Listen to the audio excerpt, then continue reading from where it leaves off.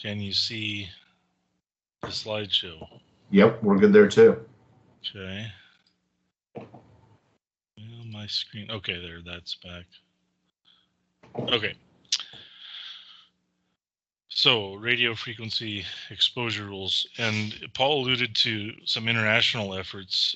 I kind of developed these slides and everything more based on FCC related information here in the US and some stuff from the ARRL. But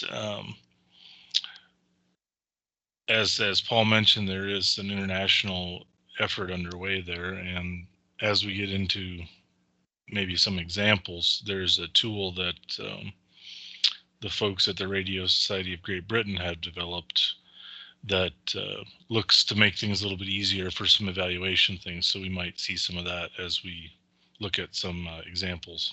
But anyway, well, I clicked. Is it going to go?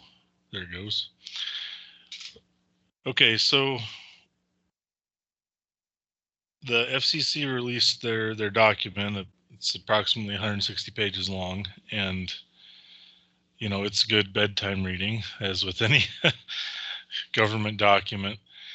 But kind of the high points are there were really no changes made to any of the existing limits. And what I mean by that is behind all of the regulations and rules are a lot of things referring to power limits or distance limits or things like that in terms of calculating RF safety and RF exposure. And essentially, there were no changes made to any of the existing limits or calculations. The big change that's applicable to hams is in the past, generally speaking, in the amateur radio community, there were some blanket exceptions provided for, which is no longer the case. And so that's why this kind of becomes somewhat relevant. So stations in all services, you know, including amateur radio, need to be evaluated unless they're exempt. There are still some exemptions, but like I said, that blanket exemption for wide variety of cases in amateur radio is not there anymore. So the main deadline to be concerned with, you know, for an existing station, for example, your station at your house or your mobile station that you've had in place and haven't made any changes to for any length of time, you have a 2-year window here to do an evaluation. So it's quite liberal in when you need to, you know, take an action here. Probably the biggest impact would be for a new station or modifications. Say you just decided to change the height of your antenna at home, or you just bought a new amplifier and you're going to start operating with higher power. Because that's a significant change to the RF exposure profile or RF environment, you then need to complete this evaluation before putting your station on the air. So to go back to that example, in my case, at my house here, I just have a base station mobile radio that I use on 2 meters, and it's been like that for quite a while, and I haven't made any changes. And so I'm kind of grandfathered in for another 2 years without having to really do any evaluation. But if I decided to put up an HF antenna that I didn't have up before, decided to start operating on a band that I wasn't using before, then by the rules I should conduct an evaluation or look to see if I was exempt before just getting on the air and operating. Oh, there's supposed to be a title here, but I'm not sure what it's supposed to be. But anyway, as I mentioned, amateur service is no longer just categorically excluded.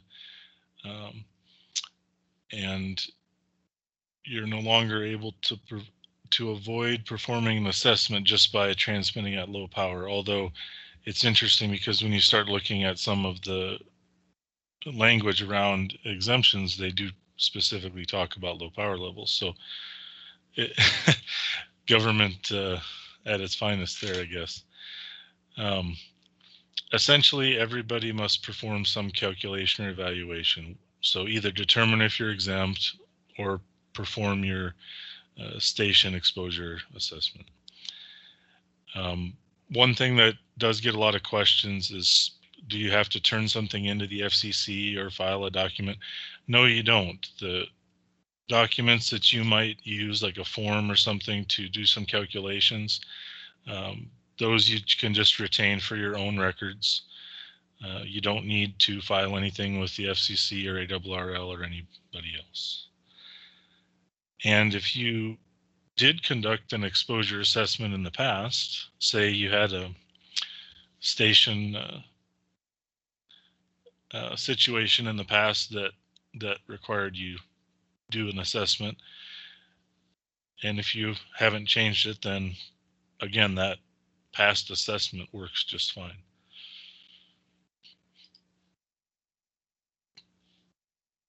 So some things that the ARRL has offered, they've made a few statements in several press releases or bulletins that ARRL lab staff are available to help with some of the determinations of, if you're exempt or if you need to do an evaluation, and even to help perform some of the calculations.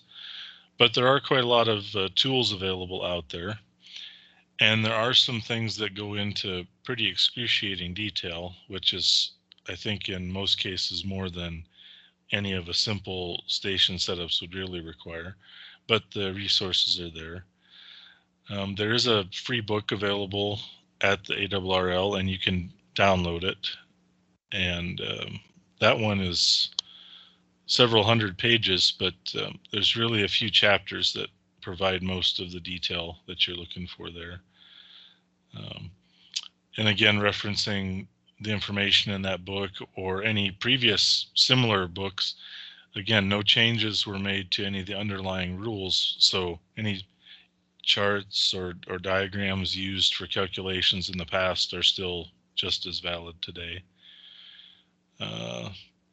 And then there's a nice FAQ page at the ARRL as well that does provide some more answers to a lot of the common questions. So I mentioned earlier that you could either determine if you're exempt or perform an assessment. So who's exempt or what situations are exempt? Based on a couple of things that I was able to dig through, I wasn't really finding any very clear, FAQ type answers about what's an exemption. But looking at the document the FCC released, they kind of specify three, maybe criteria isn't the right word here, but instances. And the first one is anything transmitting less than 1 milliwatt. So, very low power. They're not concerned about that. The second kind of category is using a specific absorption rate calculation. And this is for transmitters within a half a centimeter to 40 centimeters distance from the body, and in a frequency range of 300 megahertz to 6 gigahertz. And so when you think about these kind of things, think about like medical devices, a lot of pacemakers or other implants that have the ability to do telemetry with a medical staff or something like that. Some of these kind of situations apply, and you might even come into thinking about this for example, a UHF handheld is 440 megahertz, and you're probably holding it right close to your head when you're transmitting with it. So the formulas and calculations in there might apply to that. And then the third kind of table or chart that they provided was for calculation based on maximum permissible exposure. And this is things greater than, say, 40 centimeters away from the body. And actually, it really depends a lot more on frequency. The distances they mention in terms of wavelengths distant from the body, and things like that.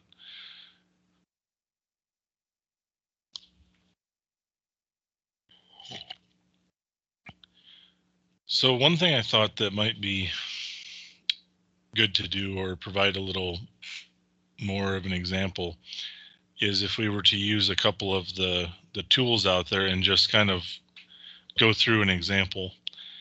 And hopefully this is a little more clear and doesn't bring up as many questions. So I'm going to switch screens here for a moment. We'll see if I break the presentation.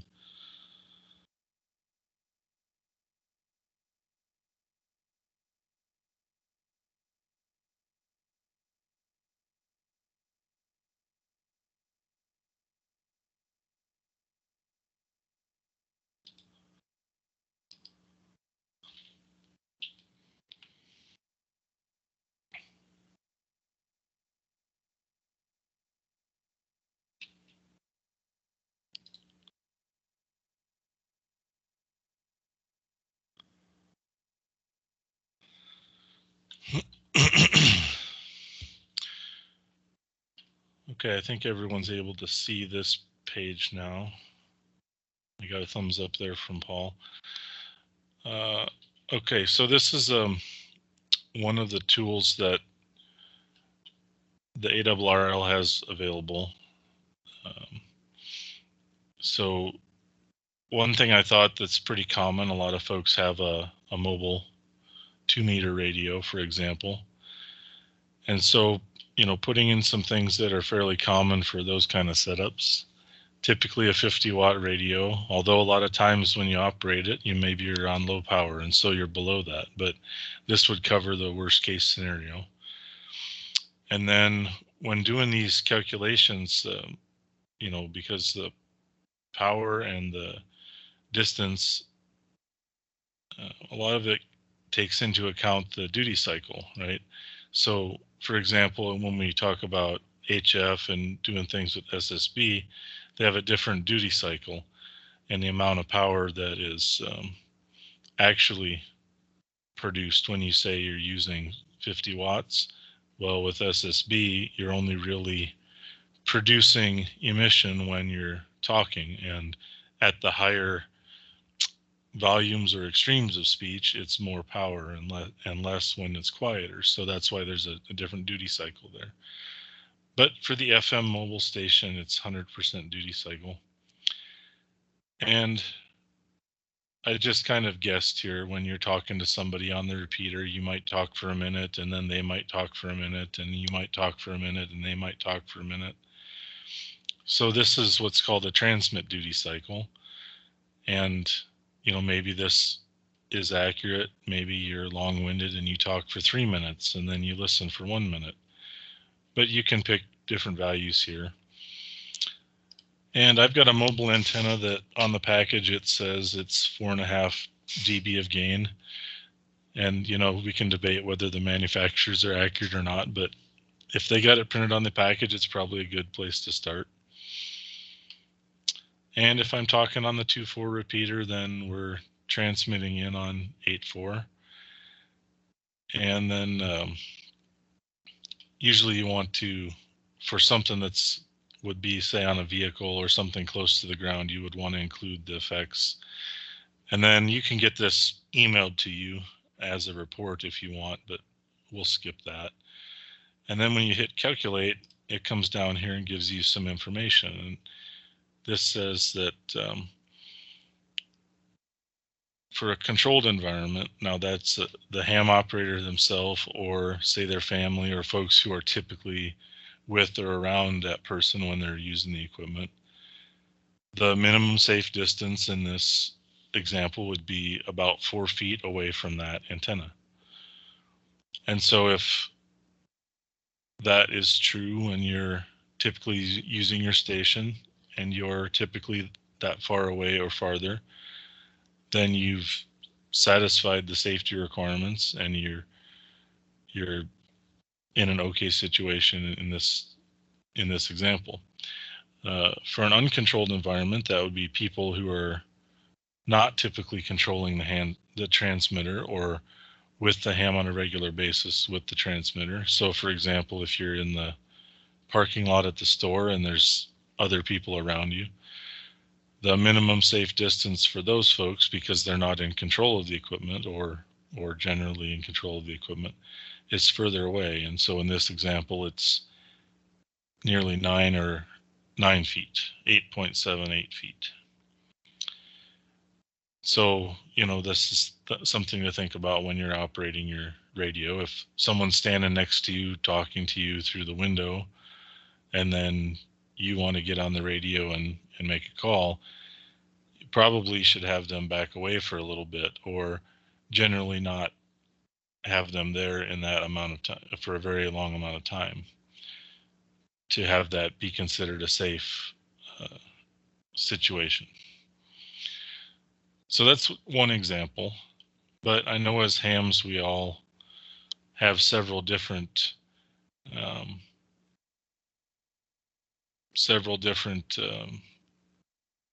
I was going to say stations, but this might be your mobile station. You might have your home setup with a base station and an HF antenna. So you would need to do a calculation for that as well, and thinking about your house and your neighbors and things like that. So I thought maybe I was going to try and bring up the calculator from the RSGB and see what that looks like. Theirs is an Excel tool. Let me see if I can get that to cooperate.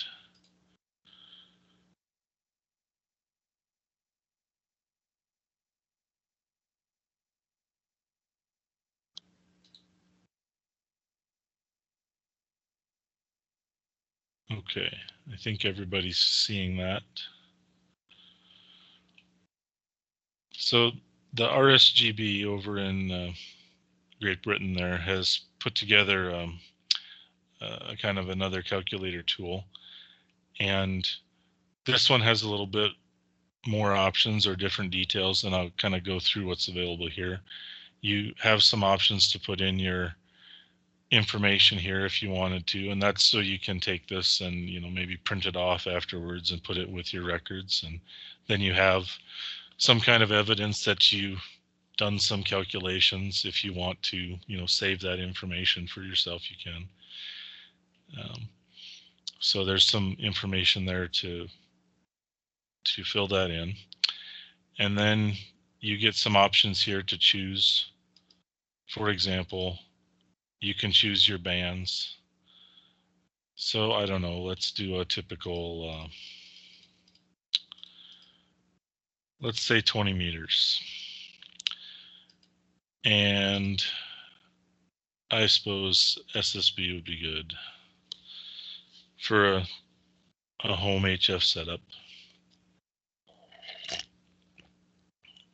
Excuse me, just need to grab a drink of water there.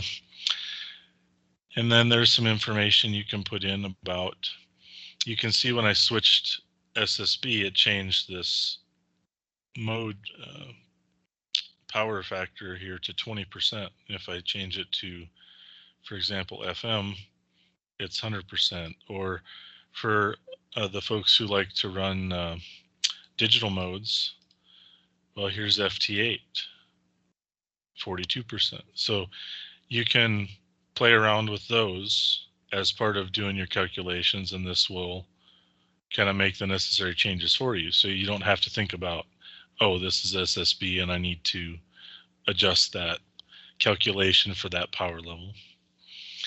It'll just do it for you. So let's go back to SSB. And let's say we're just going to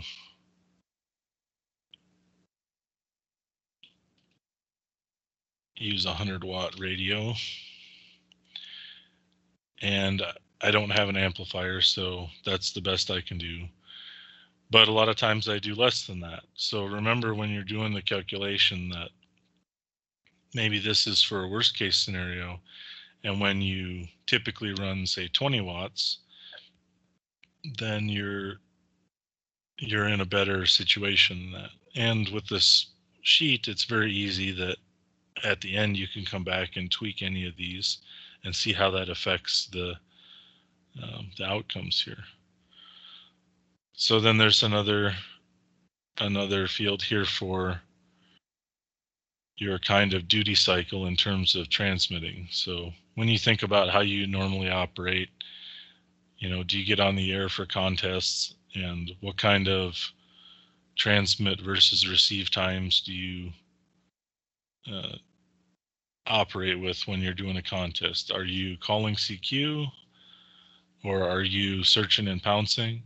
And that's going to change kind of how you operate, right? So let's say I'm more of a search and pounce kind of person, so maybe this is only 20%.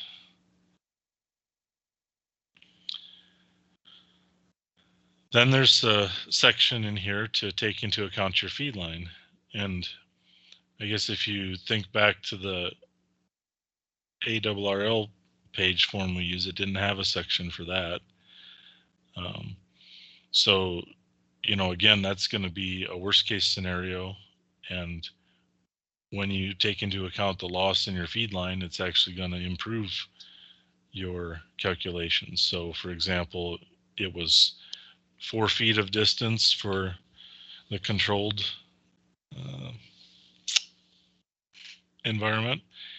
That would reduce some because of other losses, say, not taken into account here.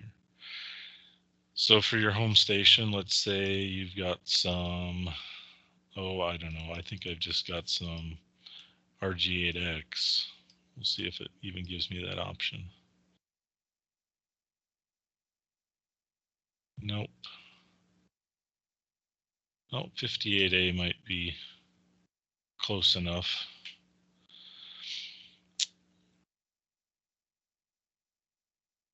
And I guess you can pick custom here and put your own loss figure in. But when you pick, an existing option, it will do a loss figure for you. And okay, let's say I've got 50 meters of cable. And then my antenna. Wouldn't it all be nice if we could all have an 8-element Yagi? But sadly, that's not the case for me.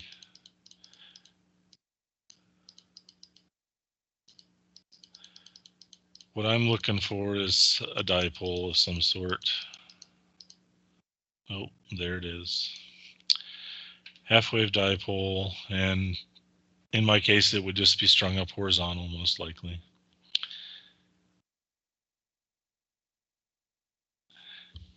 And then let's say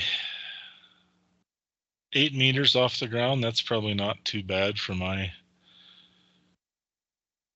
setup. And then the end result,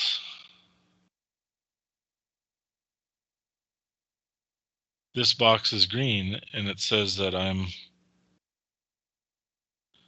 no further assessment needed, as the average power is less than 10 watts ERP and less than 100 watts EIRP. And so we can stop. And I guess I'm okay, and I don't have to do anything further. Except if I decide to someday operate on 40 meters, then I should probably go through the process and look at a 40 meter setup.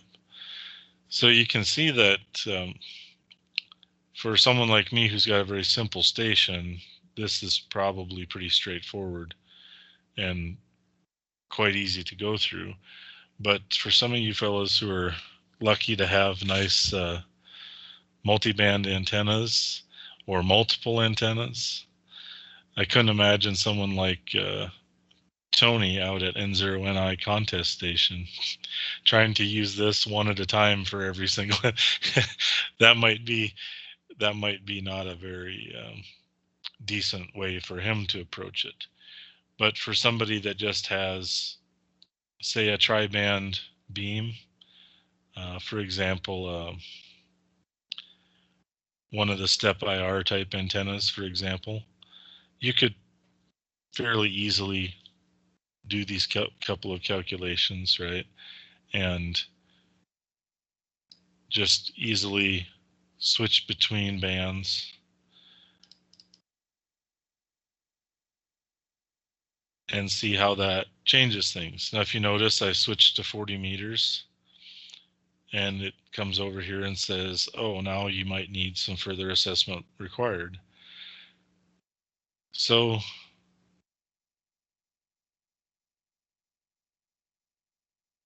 you could come down here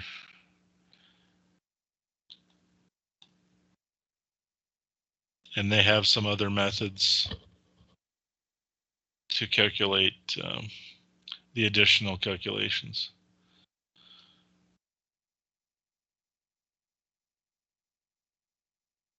VAM.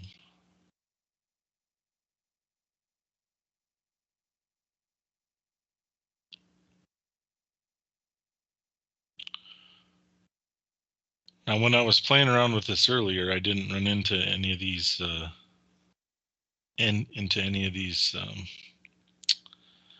NA situations, so I probably didn't test this very well to give you guys an example. There is a content sheet here. Oh, terms and conditions. I thought there was a. Oh, here's a instruction sheet as well.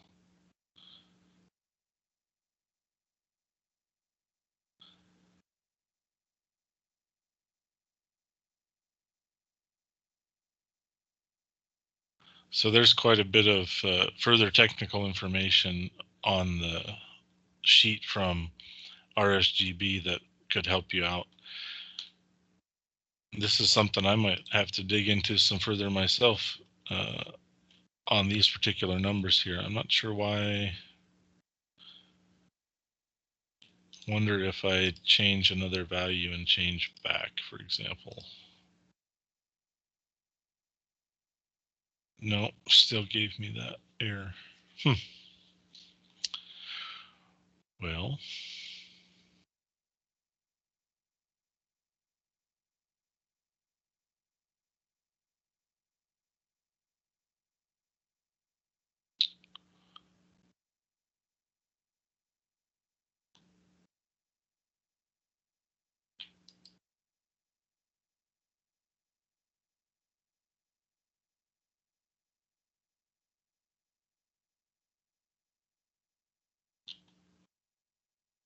yeah, I'm not sure what the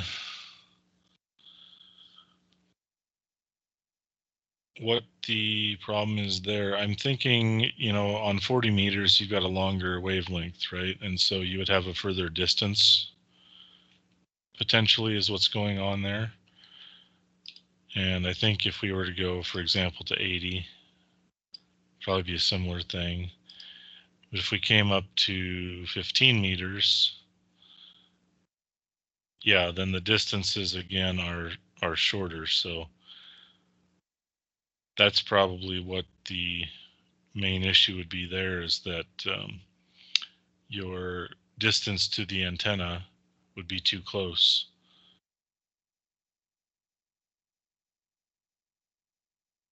So there is a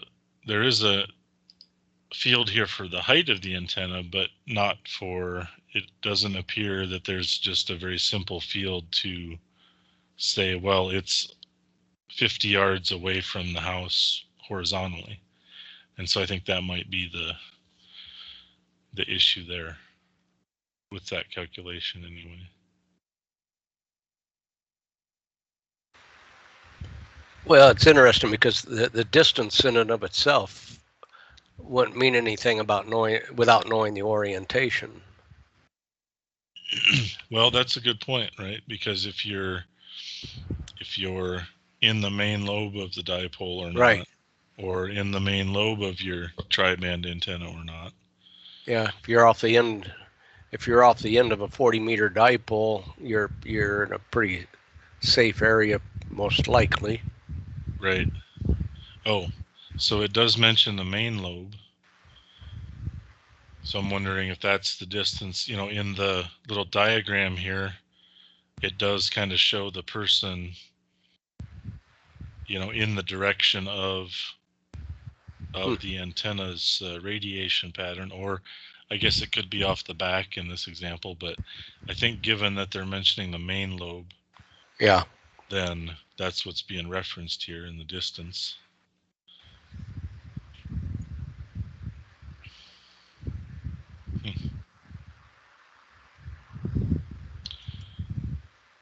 Are you taking questions right now, Jason? Mike Avery's got his hand up. Yeah, I think Ed would open it up for just general discussion, because I think there's a lot of folks who would have a lot more input than I have when it comes to, especially HF as well. So. Yeah, hi Jason. I made up a spreadsheet just like the RSGBs. Nice to see they've got it there. It's got all the information. I'm just curious, is the exposure limits and the minimum safe distance the same for RSGB and US? As far as I understand, yes. I believe both are referencing the same.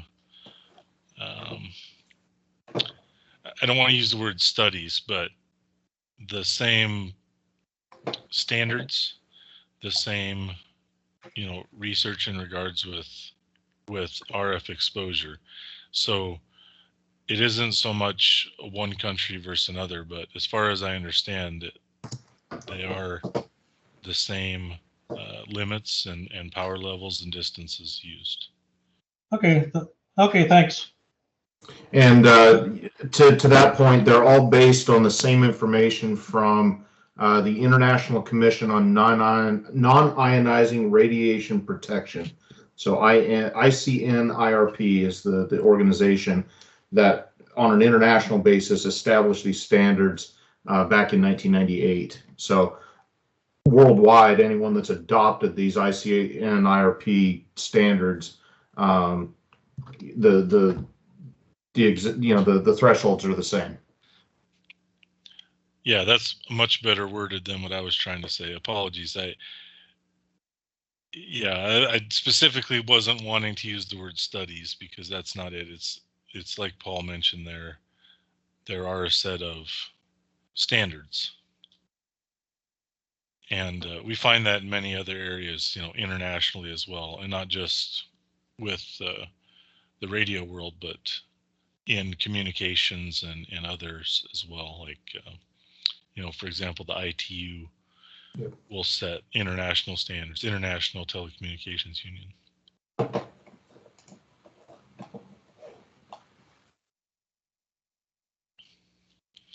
Skip put his hand up there. Yeah, thanks, Jason. And I guess this question also goes to Paul. In the background material for this, did they cite some studies that reported on statistics of numbers of people killed or injured because of exposure to excess radiation from these fairly low power sources? I want to think I came across something in an FAQ someplace, but the gist of that was more, for some reason, to do with power line radiation than RF and radio exposure. I don't know that I came across anything that was directly, related to more of what you're talking about, Skip, in terms of, are you referring to like low power transmitters like cell sites or like wireless internet or things like that? Oh, no, I'm considering the transmitters with hundreds of watts, maybe even 1,500 watts. Do they pose a threat to the users or the general public? And assuming the installation is standard amateur equipment, maybe with coax and mounted on a safe tower. Is that a threat in a normal situation that they need a solution to this problem, such as has been devised here? Right. No, I didn't see anything in reference to that. I do remember seeing some questions on an FAQ also in reference to like high power transmitters like TV stations and radio stations, in the terms of hundreds of thousands of watts, but nothing that seemed to indicate any level of concern with the low power in terms of hundreds of watts. And really, Skip, to that point, that's what this evaluation is doing, is it's determining what the space or the separation for an individual person, a human, in that environment must be. So in Jason's case, scroll down just a bit, Jason. Sure. With that particular configuration, there has to be at least 6.2 meters of vertical separation and at least 2.2 meters of that compliance distance. So there's the vertical separation, there's also that compliance distance there. So you don't have to have any horizontal separation as long as it's at least 8 meters above you. In this case, then you're good. I will say that the information that I've found on it is that the ICNIRP has applied this principle of limiting access or limiting exposure to that based upon a level of acceptable risk based on their knowledge of adverse effects, if any are known.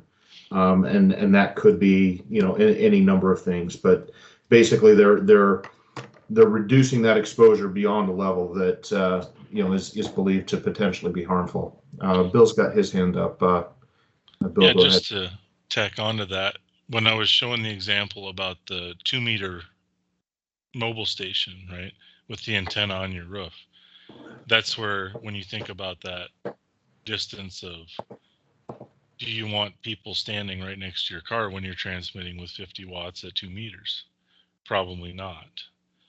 But if they're farther away, several parking spaces further away or across the parking lot, there's no risk or exposure to them because of the distance involved, right? And then Paul, I think you said somebody had their... Yeah, Bill Meeker. Go ahead, Bill. Yeah, hi everybody. Thanks, Jason. That was a very nice presentation. I had, when I read this, things were changing a little bit. I actually went to the ARRL website and played around there a little bit. But thanks for pointing out the RSGB spreadsheet. That looks really nice. As far as amateur exemption, I thought your slide sort of implied that amateurs had been exempted in the past. I'm not sure that's true because I don't remember the details, but when I put my new antennas up about 12 years ago, I know I went through and did the survey for each and every band, each and every antenna that I had, and just put all that information into a Word document so it was documented, because I think I read I had to do that. Now, there may have been some changes that, maybe it's more people have to do that now than before. Another thing that I saw was that just recently when I was reading on the ARRL in terms of, something that came up in the discussion of your Yagi and how much gain does it have. I read somewhere there that, one thing you can do is just don't point your Yagi in the direction of somebody who's there who could be exposed to levels that are higher than allowed. So that's one way you can mitigate things. It's just, you can't point north when you're running high power or something like that. So there are those alternatives as well, because I guess the output to all of these is what is the safe distance. And so anyway, one other thought that I had was, have you taken and put in the parameters for your smartphone to see how far your smartphone has to be away from your head? Yeah, that's interesting. There's a section in the regulation that talks about the exemption for devices that are between 0.5 centimeters and 40 centimeters away, and then based on their power levels. And I think that's where a lot of the cell carriers would fall into. But I haven't tried putting those figures into one of the sheets here. Yeah, I plugged them in. I plugged them in this afternoon just because I was curious, because I'd never done it before, even though I thought about it a lot. So I put in 2 gigahertz, and I think what I found out when I did some Googling is that there's 2 levels of power, at least in some phones. One for, sort of when you're close in, and the other when you're sort of in fringe or weak signal area. And the weak signal area, they said 3 watts. And then 2 gigahertz seems to be in the middle of the range of cell phone frequencies that are in use. And it basically says you don't want to put it. So the number that comes out was, I don't remember, a couple of feet or something like that. So, but people have told me that I'm crazy, but the first time I had a cell phone, and it still happens to me when I put a cell phone next to my head, I feel something. I just feel something there, and nobody else ever did. So I don't put a cell phone next to my head. I've got like the headset or go on speaker and hold it out away from me when I'm transmitting. So anyway, thanks a lot, Jason. That was nice. Sure. Jason, one comment that I'd toss out here real quick as well, just in regards to what you're doing, because I do a lot of parks on the air, and this was something that I had looked at, because every time I set up a station, it's a new environment. And so what I've done is, based on the information, is I've come up with a couple of recipes, if you will. I know that for the power level that I run with the antenna that I use, that as long as there's at least 3 feet from the end of the antenna, then that's a safe installation, and it meets all of the necessary requirements. So I know that for a given antenna in a given circumstance, that I am safe no matter how I deploy it, as long as there's at least 3 feet of separation from the end of the antenna. And so that's something that folks might consider, is look at the equipment that you have and determine, on each band, what a safe, I call it basically a recipe. I've got a recipe: a certain antenna, a certain power level, certain feed line at a certain height. I know I have a safe installation. So I just toss that out. There's a potential idea for folks that are looking at doing this that might not be in a traditional environment all the time. Yeah, that's a great point. And I think one thing that I did remember seeing in some of the literature, they refer in this spreadsheet to the main lobe of your antenna, but you do have to consider with some high gain antennas that you have secondary lobes as well. And you have, a lot of times with the Yagi, there's a pretty significant lobe off the back. And so when you think about, I think Bill was mentioning, in certain circumstances, you have to know, well, you can't point that antenna north at your neighbor's bedroom window when you're running 1500 watts. But you may also have to be aware of the secondary lobes or the rear lobe and do a separate calculation effectively for that. Look at your antenna specifications, look at the diagrams that come with that talk about, well, not talk about, but they depict the gain of, say, a rear lobe, and you could put that gain in then and see where you land as well. So very good comment to add there, Paul. And I think not only thinking about your own stations, how you use it. Bill mentioned with the cell phones, but think about using an HT and using it next to your head for extended periods of time or not, at, say, high power or low power. and think about your mobile station, and in Paul's case, the portable stations, right? If you like to set up in a park, are you setting up with the antenna right above you? Maybe that's not a good idea. Or if you're bicycle mobile or motorcycle mobile. So you do kind of have to think about all of your situations. Joe's got his hand up. Yep, go ahead.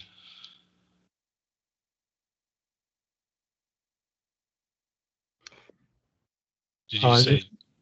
Oh, go ahead. Yeah, this is Joe. I know almost nothing about this, but I've observed a couple of things on the slide that's showing right now, Jason. Right across the very top line of the screen that shows the display, it says the Ofcom calculator will not calculate between 10 megahertz. It seemed like a minute ago in your presentation when the output appeared to blow up with unpredictable display. It might have been when we were looking at 40 meters instead of 15. And and it might just be that it was because they're saying, I don't work on 40 meters. So that might be a solution there. And then I also noticed that the one when you went to 100 watts suddenly were non-compliant. And I was just curious, if you had run 75 watts on that same thing, would it have been compliant? In other words, is it so power sensitive on that the example you were doing?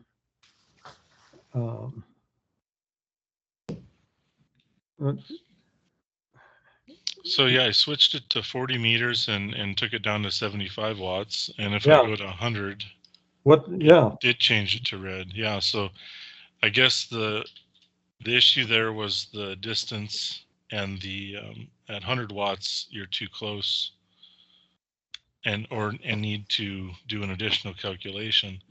Whereas at 75 watts you're okay. I think the note up here is referring to the fact that they've included the second sheet. But it's interesting that this one here also. Oh, so they have 7 megahertz and they say it's only valid from 10 to 300. That's interesting. Yeah. The last comment is just a pleasure of getting old age. My hearing aids connect with my phone via Bluetooth. Mm-hmm. Now, you could say to yourself, you got Bluetooth in your ear. I've got it in both ears, and it runs all the time. The hearing aids are there. But it does allow me to have my phone lying on a table while I'm talking to people on the phone. And so those of us who feel bad about putting the phone next to our ear, well, we have a secondary alternative. Yeah, so I think a lot of the things to keep in mind too when it comes to that is, especially with the digital communications, right? The power output may be a given level, but the duty cycle is considerably less. And as I referenced to some of the items mentioned that get exemptions, items that are less than, say, 1 milliwatt in transmitter power are one class, and then essentially another class or category, if you will, in that table is the items close to the body, so a half a centimeter to 40 centimeters. And all of those have varying allotments there in the formulas that they're allowed, to be and still meet those exemptions. So. But yeah, definitely good things to be keeping in mind. Greg Shaw had his hand up. Greg, did you have a comment? Well, I lowered it. I put a link out into the chat. But if you have an iPhone, I actually found this years ago when I was bored. But there's a regulatory section inside the settings. If you have an iPhone, go to Settings, General, Legal and Regulatory, and there's an RF exposure document and a link. I put that into the chat. But basically, you can click on your phone and you can see. It looks like they go by some limits called SAR limits, specific absorption rate, and it's 1.6 watts per kilogram. Basically, for an iPhone, at least for mine, it comes down to supposed to have it 5 millimeters away from your head. I expect that most phones are probably similar. Very good. Thanks. Skip? Okay, now we're unmuted. First, want to say hi to Joe because I haven't seen Joe since yesterday. But Jason, has anybody addressed shielding effects? And specifically, I work a lot of mobile, and the antenna is essentially right above my head on a mag mount, on a metal roof of a car. And would you advise that? Or do the documents advise that? Yeah, I was kind of surprised by that when I was looking around. I didn't really find anything that talked about shielding. But it is something that I think is quite relevant. I mean, I think that's one key reason why mobile antennas work so good, right? They have that nice metal ground plane there below them. So it is interesting that I didn't find any particular specific references to shielding.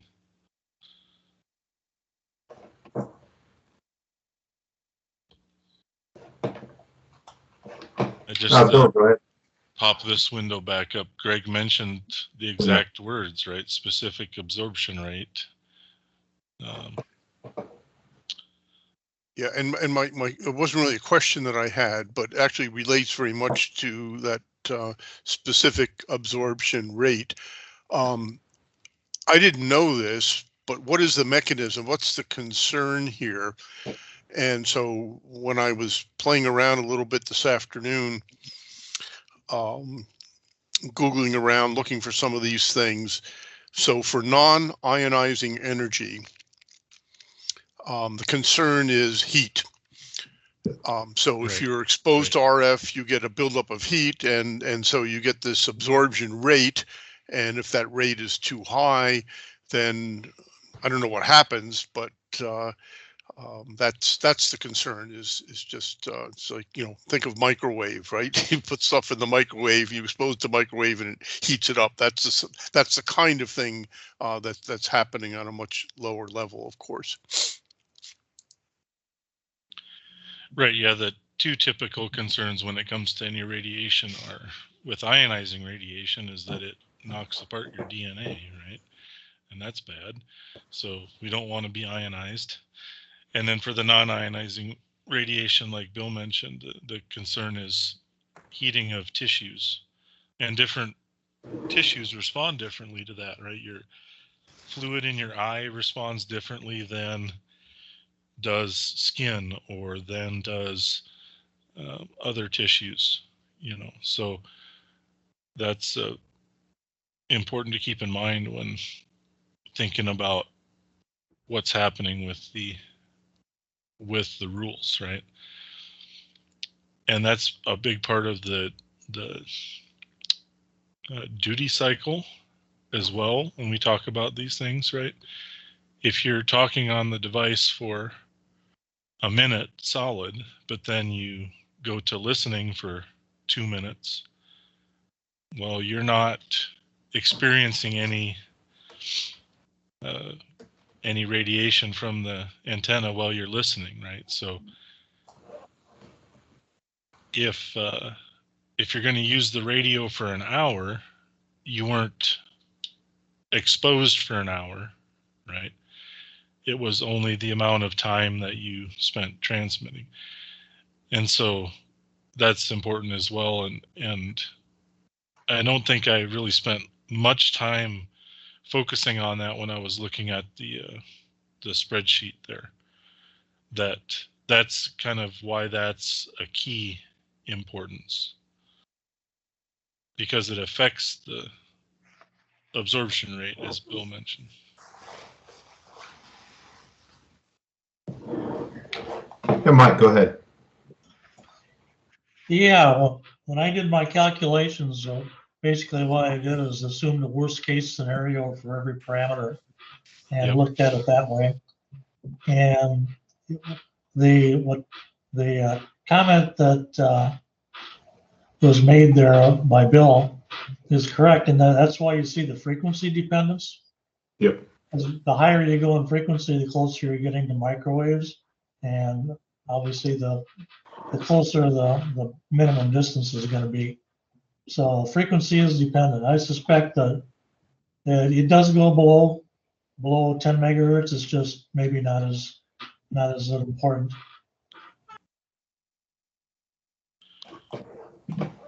So what I've been trying, and unsuccessfully the last couple minutes here, is to get the right screen shared. And I think I finally got it. But this is the table in the FCC document that talks about the specific absorption rate. So you get a nice funky looking formula, but basically here's what we talked about. If you're between 20 centimeters and 40 centimeters, it's one calculation, and if you're closer than 20 centimeters, another. And then here's your frequency and distance.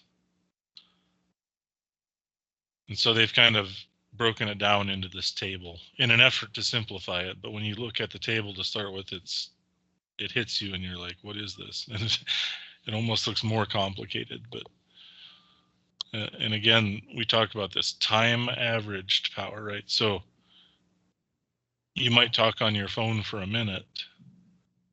The phone might be transmitting, if it's digital. Well, think about DMR, for example. Even while you're holding down the transmit button on a DMR radio, it's only transmitting actually half of the time because of the 2-time slot functionality, or the right word escapes me, but built into the protocol in DMR is 2 time slots, right? And so when the transmitter is transmitting, it's really only actually ever transmitting half of the time. So you might talk for 30 seconds, but effectively you've only transmitted for 15 seconds, even though you had the transmit button down that whole time. Now you can see from this table, it starts at 300 megahertz. So that's where probably the major issue is as far as they're concerned. Right. And then they switched to the maximum exposure category, if you will, and that takes into account, where's that table? Some of the lower frequencies, right? So now you're down here in the, here's HF, right? 30 to 300 megahertz. No, VHF. And down here's HF, right? Below 30 megahertz. But they do, in this table as well, come up above and into the UHF spectrum as well. So this is for devices that are distances larger away than wavelength over 2 pi. So now that first table really only applies for those devices when they're very close to the body, 0.5 centimeter to 40 centimeters. And then when you're getting into devices that are further away, you switch to this table to determine your exemption or not exemption. It's been a long day. Words are starting to escape me. I've been dealing with certificate problems at work, which is in theory simple, but it's not. So my brain is a little bit fried. All good. At the end of a long day. Looks like Ron has his hand up. Go ahead, Ron. You're muted, Ron. Okay, now you can hear me? Yep. You're good. Yeah.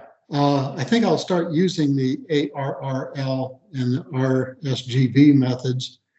If I can share my screen for just a minute, I'll show you what I have been doing in the past. Go ahead. So I'm on screen now. You'd have to hit the share. You'll need to go share it, but Oh, okay. Here we go. Share, and I'll share my whole desktop. Yeah, you see that? yep. Okay, I'm going to start with this RF exposure. Just as an example here, I'm looking at 7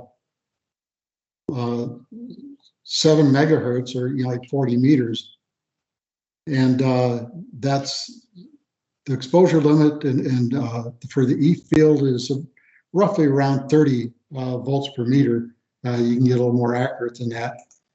But then I did antenna modeling. This is the antenna I have out in the woods behind my house.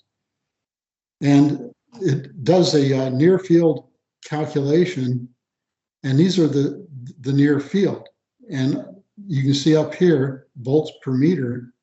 And I can check any X, Y, and Z position and go through there and see what it is, and then determine where I'm less than 30 volts per meter or not. And if I get too close to the antenna, I can see here I'm up to 114 volts per meter. So I wouldn't want to be touching the wire, for example. So anyway, that's the method I've been using. And I'll go back to, how can I unshare this now? Same button that you used to click to share should have a small X in it. Yeah, I got to get back to that screen. Just put There your we go. There you go. Okay, there's the X. Okay. Anyway, that was involved antenna modeling, and that does the whole antenna patterns as well as the near field. And that's the way I have been doing it, but these what Jason presented here is so much easier. I think I'll start doing it that way. I'm not sure why I didn't mention it earlier when we talked about the RSGB, but they have a resource page, which the ARRL links to this on one of their pages. I think it's,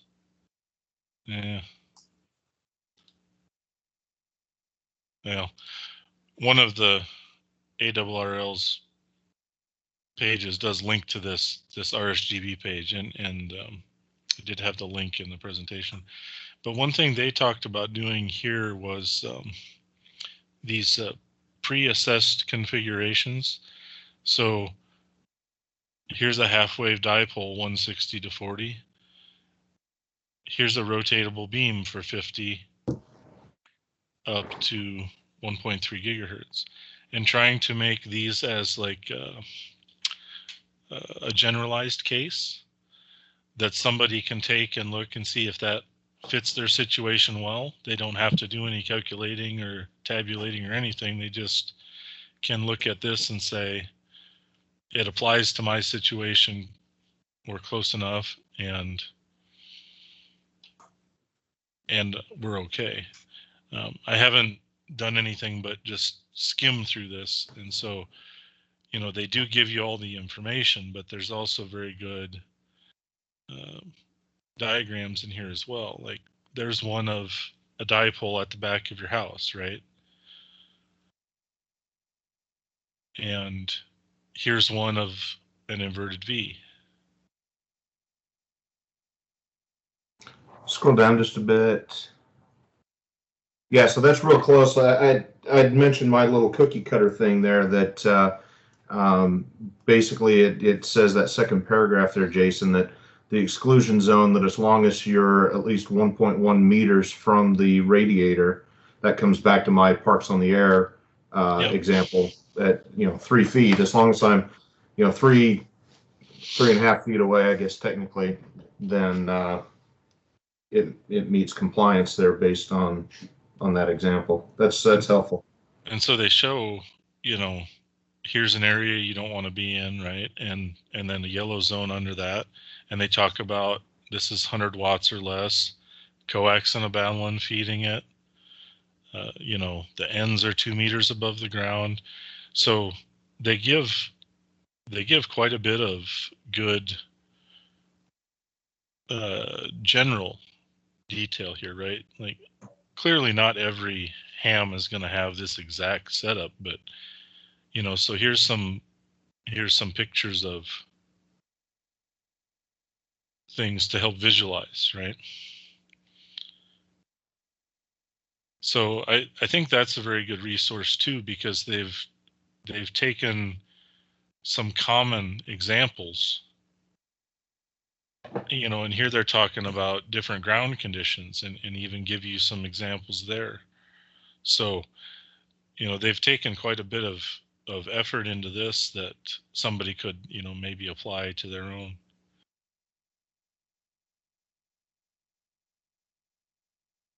Yeah, I think it creates some situations that, while we're not exempt, that you know are a safe installation.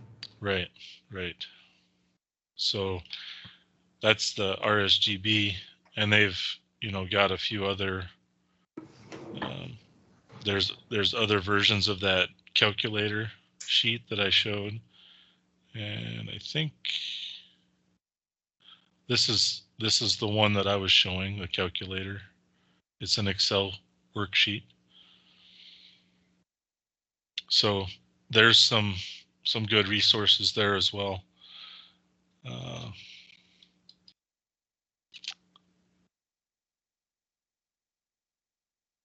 I wonder if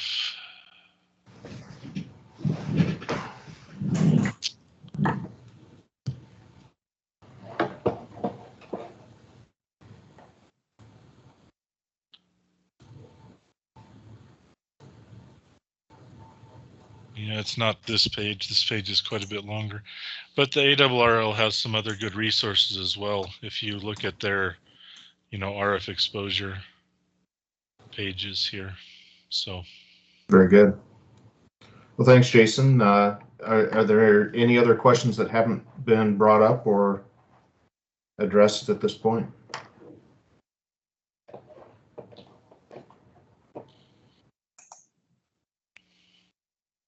All right, hearing none and seeing none, we'll thank Jason for his presentation.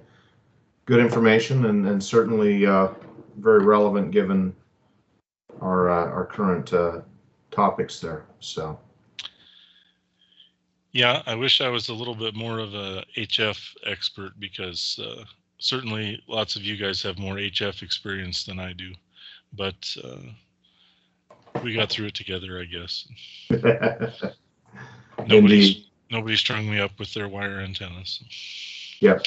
And Dave did make a point, and I think you kind of illustrated it there a little bit during the calculation, Jason, that with the time sharing of DMR, cutting the exposure in half, that also applies with sideband, because there's only power during the auto, and that's absolutely correct. In the RSGB calculation, I think it was 20% as the mode factor. Yes. So well, by taking it just to the mode factor, that drops the transmitter time there to an estimated 20%. So.